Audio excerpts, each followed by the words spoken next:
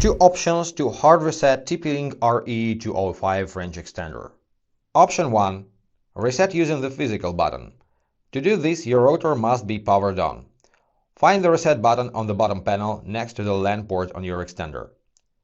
Then grab a pin or paper clip and press the reset button for 2 seconds.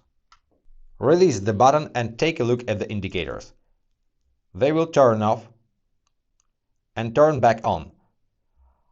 After the power indicator stops blinking, you can set up the router from scratch. Option 2. Reset from TP Link Tether application on your smartphone. Stay on the home screen and tap More at the bottom right. Find System. Tap on that and hit Factory Default Restore. Confirm your action by tapping Reset. Thanks for watching.